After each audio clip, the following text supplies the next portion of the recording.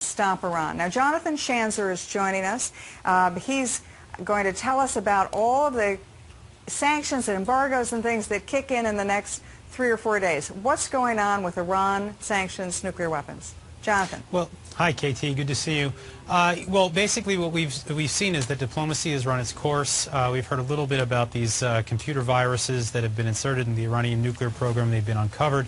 And so I think we're sort of rounding third in terms of understanding how much time we have left to stop this Iranian nuclear program. And I think the world has basically come around to U.S. thinking on this. Of course, the U.S. has been out front in imposing sanctions thanks to leadership from Congress and the administration following suit.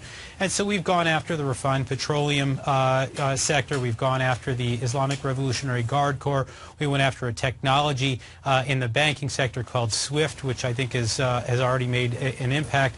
But now on top of that, we've got a European embargo that's about to come into place, as well as a deadline from the United States where we're able to begin to impose sanctions against countries that are not working with us to stop the import of or the export of oil from Iran to countries around the world. So this is all coming to a head right now. The Europeans have made it very clear that there's now a full embargo, and then on top of that, they're preventing the insurance of the ships that are carrying that oil. And then again, I think we may begin to see some penalties imposed by the United States. Okay, so talk me through what happens to a tanker. It's gone to Iran, loaded up with oil.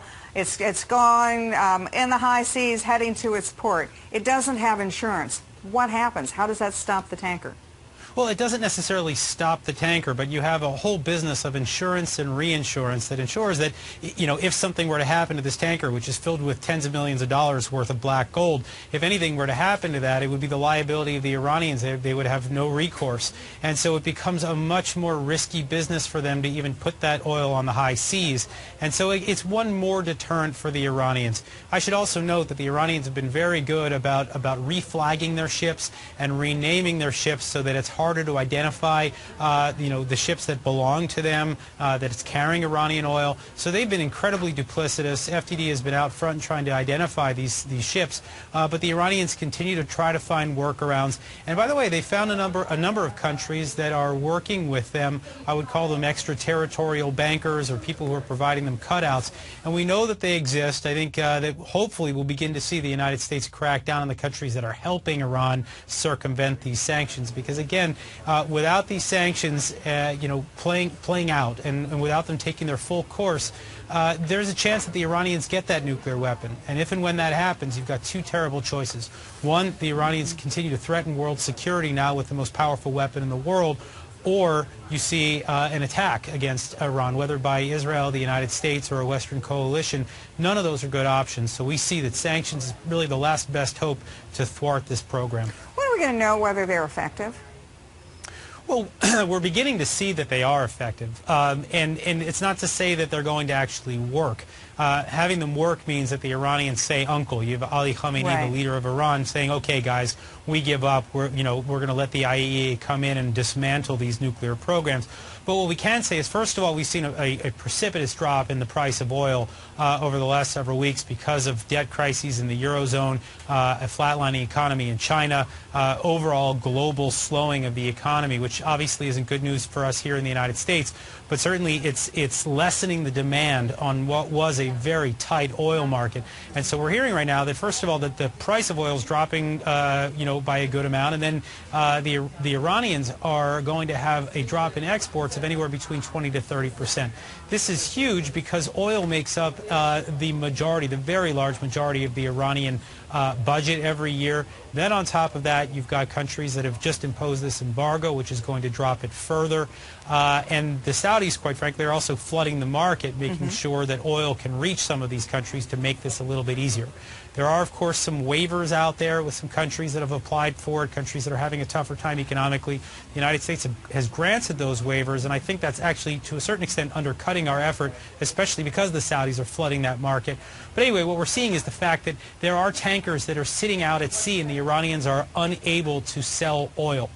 This is unthinkable when you think about the way that the oil market has been so tight over the last X number of years. This is good news. It means the Iranians are feeling the pain, and I think it's one of the reasons why they've at least agreed to get back to the negotiating table. Of course, those negotiations have failed, and the Iranians are looking for an exit. And really, this has become a race. It's about how quickly we can see these sanctions really bite and really cripple the Iranian economy versus how quickly the Iranians can spin those centrifuges and figure out a way to put a nuclear warhead on an Iranian missile.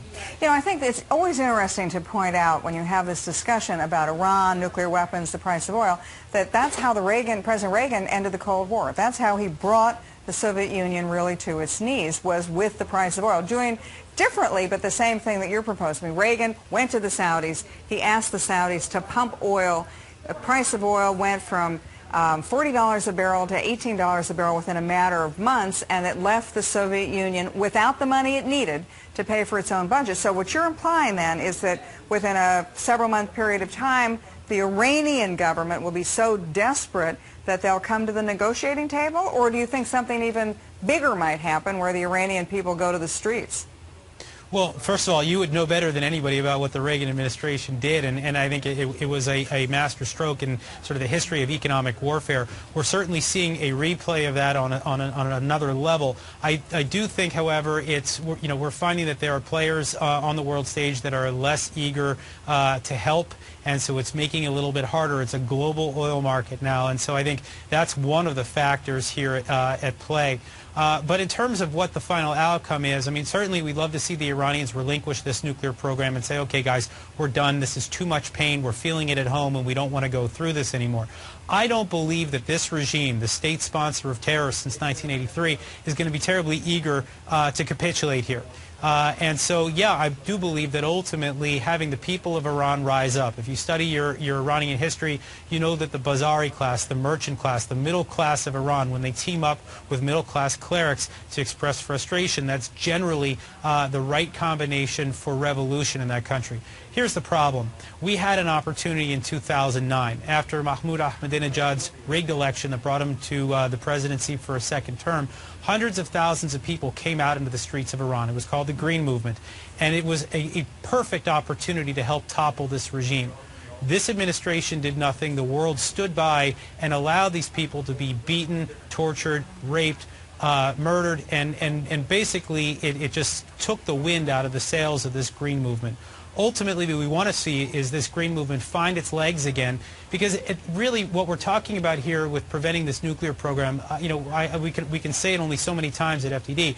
It's not so much that Iran gets a nuclear weapon, it's that this regime in Iran gets a nuclear weapon. Remember that these guys sponsor Hamas, they sponsor Hezbollah, they've been involved in the insurgency in Iraq, they've been involved in the war in Afghanistan. This is a very, very bad actor, and having a weapon in the hands of this regime is about as scary as anything that you could think of.